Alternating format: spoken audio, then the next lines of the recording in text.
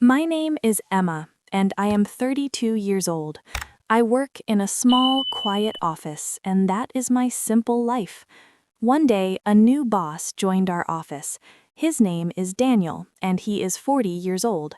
He is kind and friendly, always smiling, and he speaks in a soft, calm voice that makes everyone feel comfortable.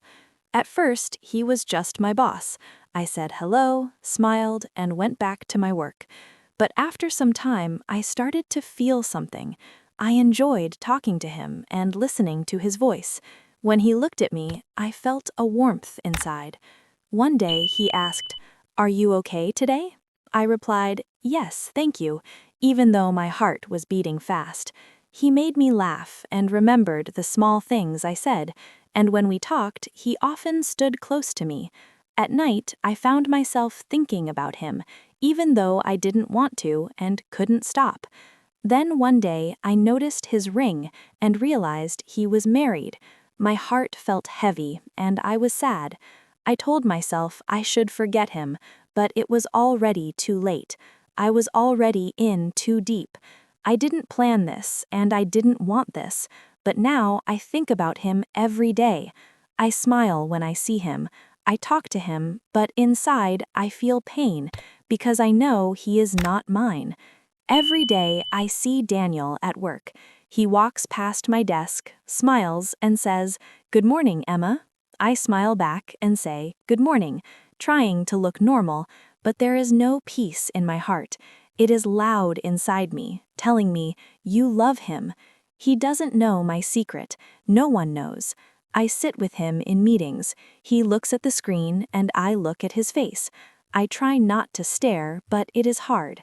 His voice is gentle, his words are kind, and listening to him makes me feel happy. One day, he stood very close to me and helped me with my computer. His hand accidentally touched mine, and my heart jumped. My face felt warm. He asked, "Are you okay?" I smiled and said, "Yes, but I wasn't okay. I wanted to cry. I know this is wrong. He has a wife, he has a family, he is not free. Love is not always good. Sometimes love hurts. Sometimes, like mine, it stays silent. A secret love, a quiet love. When I go home, I think about him. I am sitting alone in my room. I ask myself, why do I feel this way? I don't know the answer. I only know one thing. I can't stop my heart. One week, I went to the park. I needed fresh air. I wanted to clear my mind. I sat on a bench and watched people walking by. Children were playing nearby. Dogs were running. The sun was warm. I closed my eyes for a moment. Then I heard a voice I knew. Daniel. I opened my eyes. He was only a few steps away, but he wasn't alone. A woman was standing beside him. She was smiling. A small boy ran toward them, and then a little girl followed. They all laughed together. Daniel lifted the girl and kissed her on the head. The woman was his wife. They were his children. I froze. My heart felt heavy. I couldn't move. They looked so happy, like a perfect family. He looked different, not like my boss, but like a husband, like a father. He didn't see me, and I was glad. I turned my face toward the trees. I wanted to cry, but I held back my tears. Inside, I thought, this is real. He belongs to them, not to me. I stayed there for a long time after they left, feeling empty and small. I asked myself again, why did I fall in love with him? But there was no answer. I slowly walked home. That night, I didn't eat. I couldn't sleep. I just lay on my bed and whispered, "Forget him, Emma. Please forget him." But my heart said, "I can't." It was Monday morning, and I didn't want to go to work. Seeing Daniel with his family was still heavy in my heart, but I had no choice. I got ready and went to the office. I tried to stay quiet. I didn't want to talk. I didn't want to smile. Then Daniel came to my desk. He looked at me and said, "Emma, are you okay today? You look a little sad." I looked down and said, "I'm just tired." He sat beside me and said, "You're a good person, Emma. You always help others. You're quiet, but you're strong. You're special." My heart stopped. Special. That word stayed in my mind. No one had ever called me that before. I smiled, but inside I was trembling. I wanted to tell him everything. I wanted to say, "I love you," but I didn't. I couldn't. He smiled at me again and then walked back to his office. I sat at my desk, staring at the screen, but I couldn't work. My hands were cold, and my heart felt full and heavy at the same time. That night, I stood in front of the mirror.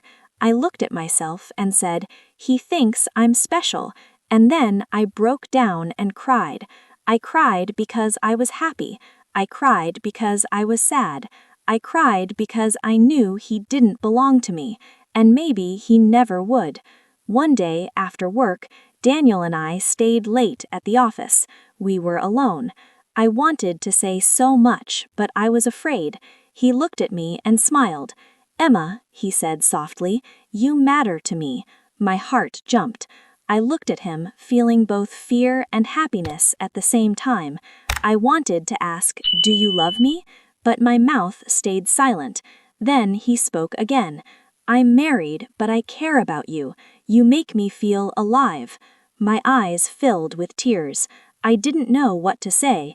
He said, "I don't want to hurt my life, my family, but I can't stop thinking about you." I was confused. I was sad. I was full of hope. Part of me wanted to believe that he would leave everything for me, but deep down I knew it wasn't right. I said, "Daniel, I care about you too, but you have a family. I don't want to be the reason for anyone's pain." He nodded and said, "I understand." Then we fell silent. The room felt cold. That moment stayed in my heart, beautiful and painful at the same time. I didn't know what the future would bring, but I knew my love was real. After that night, things were different. Daniel and I continued working together, but we didn't talk about our feelings. We quietly kept our distance. I thought a lot about love and pain, and I understood that loving a married man is hard, full of sadness and secrets. One evening, sitting alone, I made a choice. I told myself, "Emma, you have to be strong. You have to love yourself first."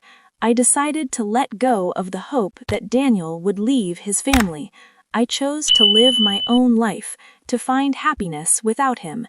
It wasn't easy. Sometimes I still thought about him. Sometimes I still felt my heart was broken. But I learned something important. Love is not only about holding on to someone. Sometimes love is also about letting go. Slowly, I started smiling again. I started dreaming again. I began to love myself. Daniel will always have a place in my heart, but now I am free, and I am ready for a new beginning. Dear friends, thank you for watching and listening to this story on English Stories with Alicia. I hope you enjoyed it. Remember, love can be difficult, but loving yourself is very important. Take care of your heart and believe that happy days will come. If you liked this story, please like the video and share it with your friends. I would love to read your comments. Thank you for being here. See you soon in the next story. With love, Alicia. Thank you for watching. If you enjoyed this story, please give it a thumbs up and share it with your friends. Don't forget to subscribe to our channel for more English stories and lessons. Press the bell icon to get notified when we post new videos. Your support means a lot to us. See you next time.